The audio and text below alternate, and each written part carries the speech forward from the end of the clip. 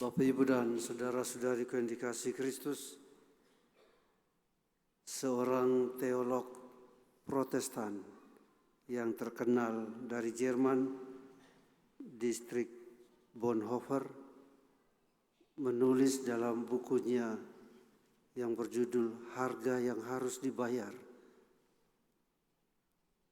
Buku itu merefleksikan tentang sabda Yesus di bukit. Buku itu hanya mau menyimpulkan bagi pembacanya bahwa kemuritan seorang yang mengikuti Yesus selalu mempunyai harga yang harus dibayar. Selalu mempunyai konsekuensi yang harus diterimanya karena mengikuti Yesus. Karena itu pilihannya. Dan pilihan itu dibuat secara fundamental. Dan karena pilihan itu fundamental, maka dia berani menerima konsekuensinya, resikonya. Karena keyakinan religiusnya ini, distrik Bonhoeffer lalu mengumpulkan teman-temannya untuk melawan seorang penguasa Jerman yang sangat terkenal sampai sekarang, Adolf Hitler. Mereka berkumpul untuk merencanakan pembunuhan kepada Hitler. Namun ketika mereka sedang merencanakan dalam proses, mereka diketahui oleh mata-mata dari tentara Jerman. Maka kemudian mereka ditangkap lalu dihukum mati. Dan Bonhoeffer sendiri dihukum mati dengan cara digantung seperti Yesus. Bapak, Ibu, dan saudara sekalian yang saya kasih dalam Kristus, kenapa Bonhoeffer mau berbuat demikian? Karena dia ingin menyelamatkan nyawa puluhan juta orang Yahudi yang dibunuh Nazi Jerman, yang menganggap orang-orang Arya lebih berharga daripada orang-orang Yahudi. Maka yang hidup hanyalah orang Arya, yaitu keturunan orang Jerman, bukan orang-orang Yahudi. Maka mereka mau dimusnahkan. Dan Bonhoeffer ingin menyelamatkan mereka. Namun tragis. Kematian Bonhoeffer bagi kita itulah adalah harga yang harus dia bayar untuk menyelamatkan orang Yahudi. Masih banyak orang yang harus membayar mahal karena pilihan hidupnya. Kalau kita masih ingat ketika di Italia Kaisar Nero menghabisi orang-orang yang percaya pada Kristus. Berapa banyak orang meninggal di sana. Mereka semua kita yakin pasti mendapatkan upahnya seperti yang dikatakan Yesus dalam Injil ini. Mereka tidak akan kehilangan nyawanya karena pilihan hidup mereka yang fundamental itu. Hari ini Bapak, Ibu, dan saudara sekalian, kita mendengarkan bacaan-bacaan. Bacaan yang pertama khususnya Nabi Elisa. Dia dijamu oleh seorang ibu yang kaya. Alasannya dia adalah seorang utusan Allah. Dan karena utusan Allah, dia harus dijamu. Dia memberikan yang terbaik untuk Elisa sebagai seorang nabi.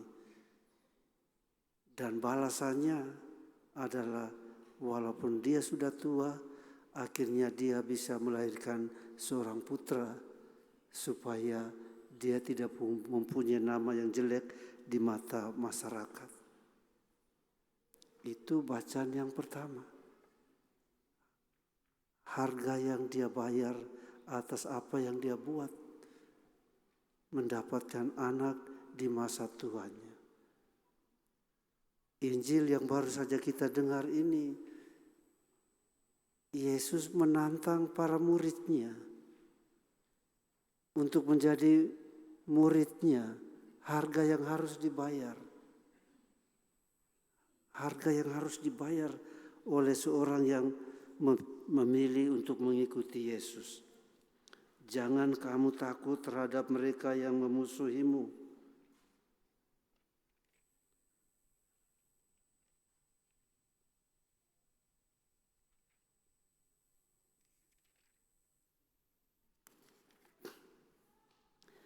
Siapa saja yang mengasihi bapa atau ibunya lebih daripada mengasihi aku, ia tidak layak bagiku.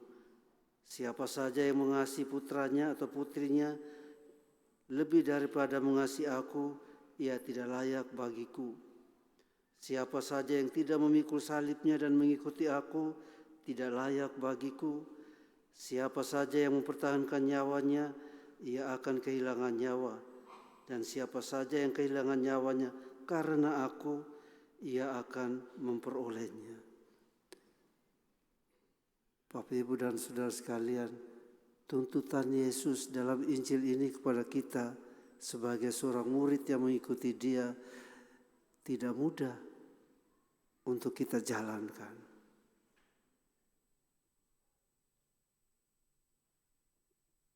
Sebagai manusia, siapa yang mau demi Yesus lalu kita meninggalkan keluarga kita, orang tua kita? Ada yang mau di sini? Atau demi Yesus kita berani mempertaruhkan nyawa kita? Tidak banyak orang yang mau mempertaruhkan nyawanya.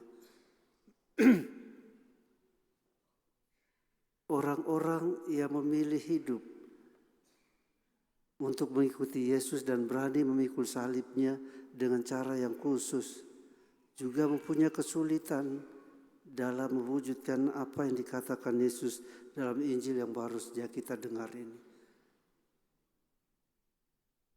Pertanyaannya adalah, apakah kita berani?